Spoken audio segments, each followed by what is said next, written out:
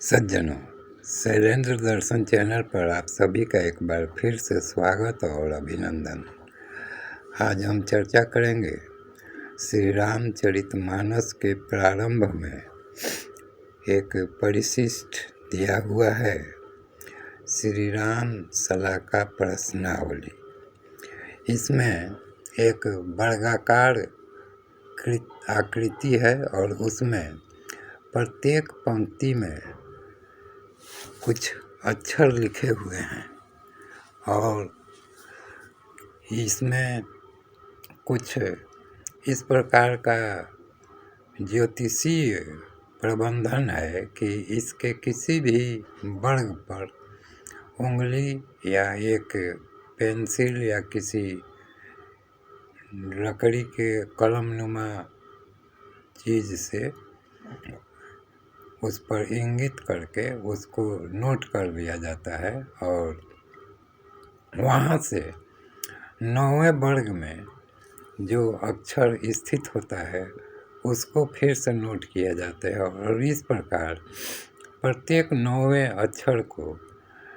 लिखते लिखते अंततोगत्वा एक दोहा का स्वरूप बन जाता है और कुल इसमें 8 दोहे दिए गए हैं और इन्हीं 8 दोहों के परिणाम स्वरूप यानी इनका जो निर्गत होगा उसका परिणाम इसमें लिखा हुआ है। तो यह जो श्री राम सलाका प्रश्नावली है, यह मेरी दृष्टि में इसका प्रभाव सकारात्मक और नकारात्मक दोनों पड़ सकता है। यह व्यक्ति के विश्वासी और उसके अपने व्यवहारिक बुद्धि पर निर्भर करता है कि वह इस चीज़ को किस प्रकार से लेता है। जैसे किसी को किसी कार्य के विषय में कुछ आगम जानना हो तो वह श्री राम सलाका प्रश्नावली में उस प्रश्न को ध्यान में रखकर और एक दोहा निकालता है जिसकी प्रक्रिया मैंने प्रारंभ में बताई है और उसके अनुसार आगे के पृष्ठ पर जो दिए गए हैं इसके फल या परिणाम वे 8 दोहों के रूप में अलग अलग हैं, जिसमें शुभ फल भी हैं और अशुभ फल भी हैं। तो सज्जनों, इसके फेर में नहीं पड़ना चाहिए क्योंकि एक व्यवहारिक बात मेरे देखने में आया कि एक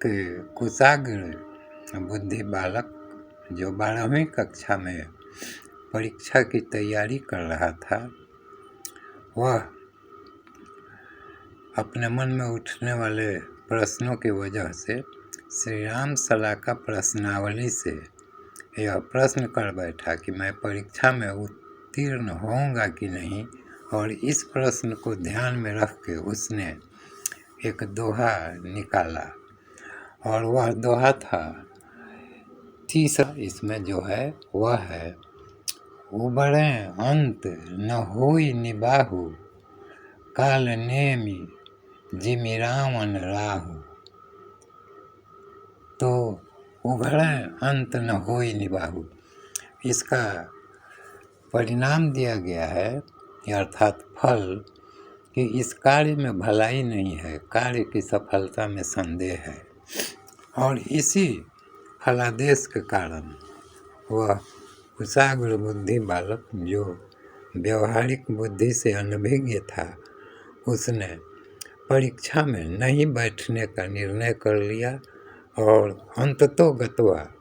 वह परीक्षा में बैठा ही नहीं, अर्थात परीक्षा में भाग ही नहीं लिया। तो सज्जनों, यह क्या बात हुई कि श्री राम सलाका प्रश्नावली से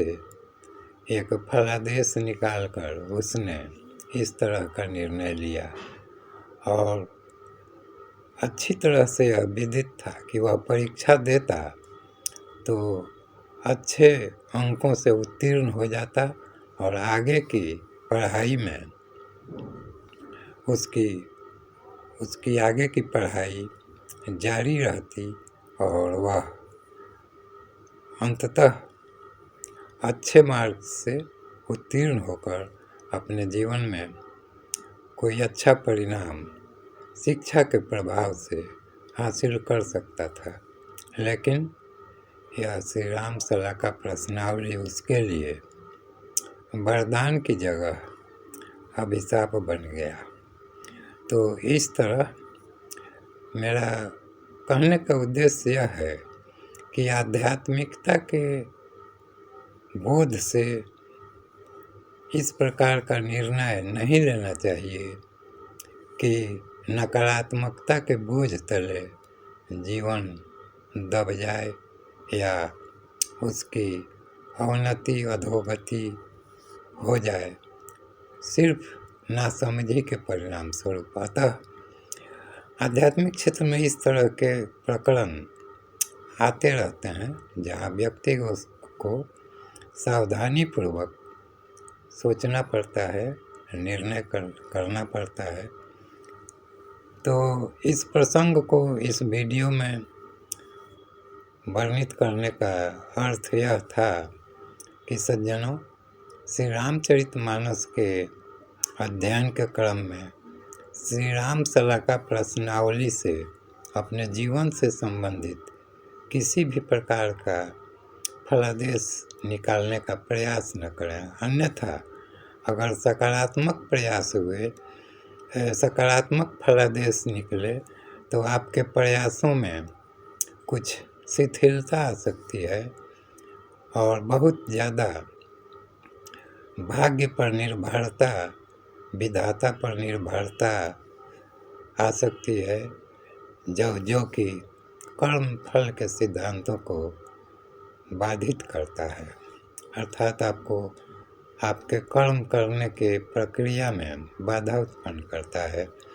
और अगर नकारात्मक फलादेश आता है तब तो व्यक्ति एकदम से कार्य करना ही छोड़ देने का निर्णय ले सकता है। तो इस प्रकार इस तरह के ज्योतिषीय फलादेश देने वाले बातों से प्रभावित नहीं होना चाहिए। अपना कार्य व्यवहारिक बुद्धि से सुचारू रूप से करते रहना चाहिए और श्री रामचरितमानस में वर्णित राम सला का प्रश्नावली का प्रयोग न करना ही प्रबुद्ध व्यक्ति के लिए श्रेयस्कर है,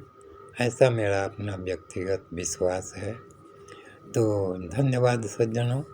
फिर मिलेंगे अगले वीडियो में इसी प्रकार किसी